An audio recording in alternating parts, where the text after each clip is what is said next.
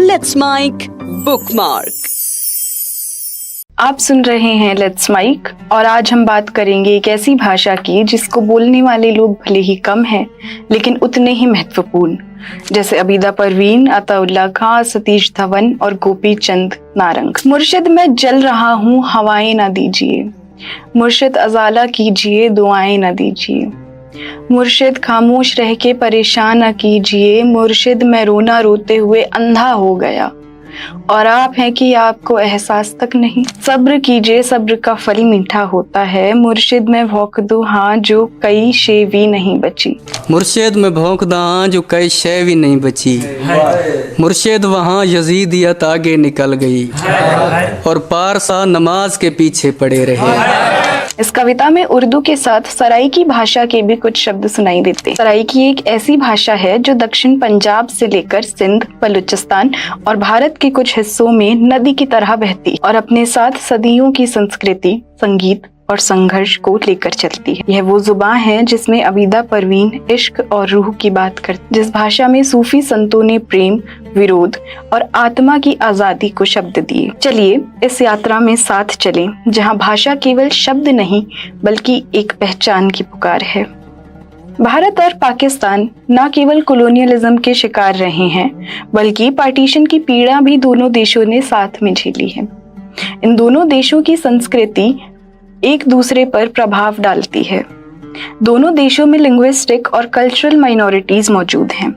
सराइकी लोग भी भारत और पाकिस्तान में ऐसी ही एक माइनॉरिटी का हिस्सा हैं। पाकिस्तान के संविधान निर्माण में देरी और कमजोर प्रशासन के कारण कई माइनॉरिटीज, जिनमें से एक सराइकी भी थी, हाशिए पर रह गई। आइए जानते हैं कि सराइकी कौन है और वे कहां से आए हैं। सराइकी शब्द ने भी अपने लोगों के साथ एक लंबी यात्रा तय की है। ऐसा माना जाता है कि यह नाम महाभारत के एक प्राचीन राज्य सौवीर से लिया गया है जो आगे चल के सराइकी बन गया। कुछ लोग ऐसा भी मानते हैं कि सराइकी एक सिंधी शब्द सीरो से जुड़ा हुआ है जिसका अर्थ है उत्तर दिशा। सराइकी भाषा शाहमुखी लिपि में लिखी जाती है और पश्चिम भारत की एक प्रमुख उपभाषा है। दक्षिण पंजाब, दक्षिण खैबर पख्तूनख्वा, सिंध के कुछ हिस्सों और यहाँ तक कि बलूचिस्तान के पूर्वी भागों में 2 करोड़ से अधिक लोग यह भाषा बोलते हैं। 1947 के भारत और पाकिस्तान के बंटवारे में 20,000 सराइकी बोलने वाले भारत आए थे। इन लोगों के बीच यह भाषा आज भी यादों और परंपराओं में जिंदा है। 1962 में इस भाषा के इतिहास में एक महत्वपूर्ण क्षण आया और मुल्तान में सराइकी अकादमी की स्थापना हुई। इसमें विभिन्न उपभाषाओं को सराइकी नाम के अंतर्गत एकजुट किया और उन्हें संस्थागत पहचान भी दी। आज बहावलपुर की इस्लामिया यूनिवर्सिटी और बहाउद्दीन ज़कारिया यूनिवर्सिटी में सराइकी पढ़ाई जाती है। मगर सराइकी क्षेत्र जो आज दक्षिण पंजाब में है, हमेशा से पंजाब का हिस्सा नहीं था। अक्सर स्थानीय लोगों की सहमति के बिना पहले राजा रंजीत सिंह द्वारा और उनके बाद ब्रिटिश राज में इस क्षेत्र को सिंध, NWFP और पंजाब के बीच बार बार बांटा गया। बार बार हुए बंटवारे और ब्रिटिश राज में मुस्लिम पंजाबी जमींदारों को संरक्षण मिलने के कारण सराइकी जैसी अन्य कई माइनॉरिटी जातियों को अलगाववाद झेलना पड़ा। राजनीति की बात करें तो सराइकी भाषा को अब धीरे धीरे राज्य स्तर पर भी मान्यता मिलने लगी है।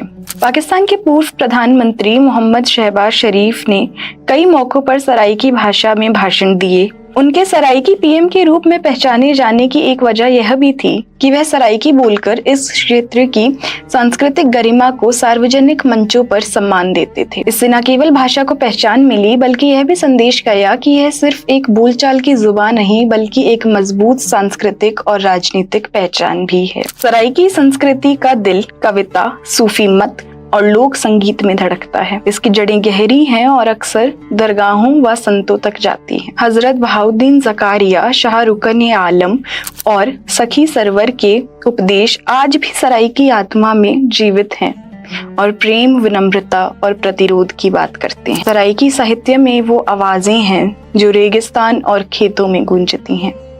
महाभारत से लेके कुरान के 20 से अधिक अनुवाद सराइकी में हो चुके हैं। हालांकि छपी हुई साहित्यिक सामग्री सीमित है, लेकिन जो है वह बहुत प्रभावशाली है। आइए जानते हैं सराइकी भाषा के कुछ प्रसिद्ध कवियों को। सरल सरमस्त, जिन्होंने सिंधी और सराइकी को मिलाकर प्रेम का संदेश दिया।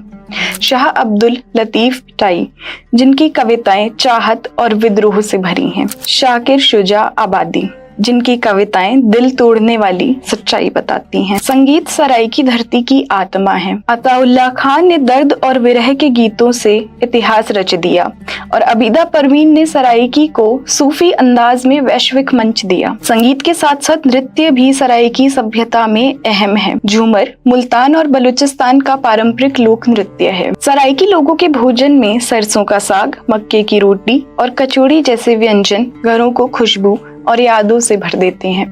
मौसम के अनुसार सब्जियां इसे आत्मीय बना देती हैं, जैसे थाली में कविता परोसी जा रही हो। त्योहार जैसे लोहड़ी, बसंत और मेला चिरांग धूमधाम से मनाए जाते हैं, जहां आसमां पतंगों से और गलियां संगीत से भर जाती हैं। सिनेमा में सराइकी फिल्में कम हैं, लेकिन बढ़ रही हैं।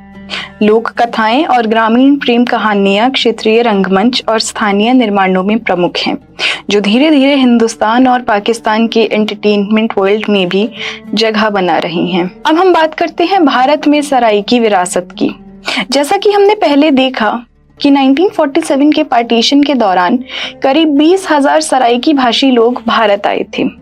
आज उनकी पीढ़ियों ने इस बोली को, लोक गीतों को और पारिवारिक परंपराओं को जिंदा रखा हुआ है। यह भाषा अब सीमाओं से परे एक इमोशनल और कल्चरल पहचान बन चुकी है।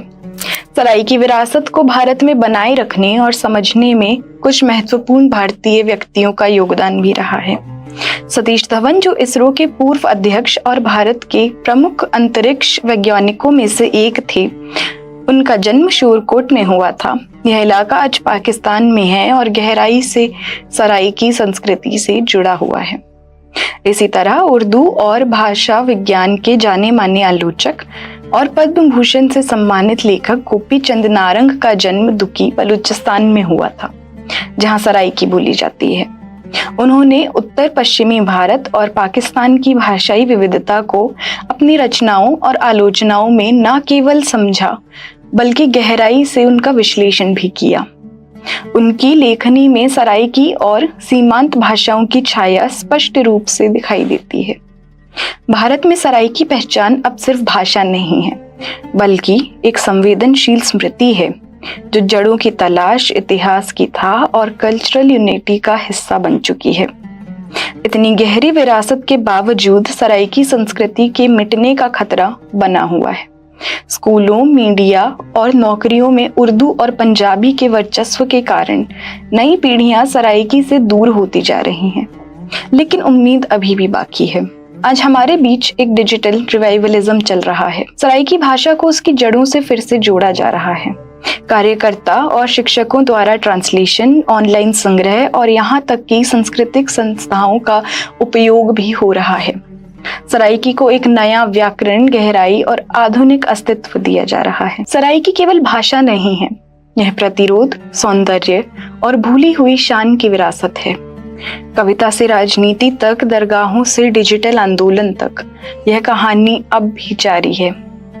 और जब तक कोई एक इंसान भी सराइकी शेर को तारों भरी रात में गुनगुना रहा है, यह भाषा कभी नहीं मरेगी।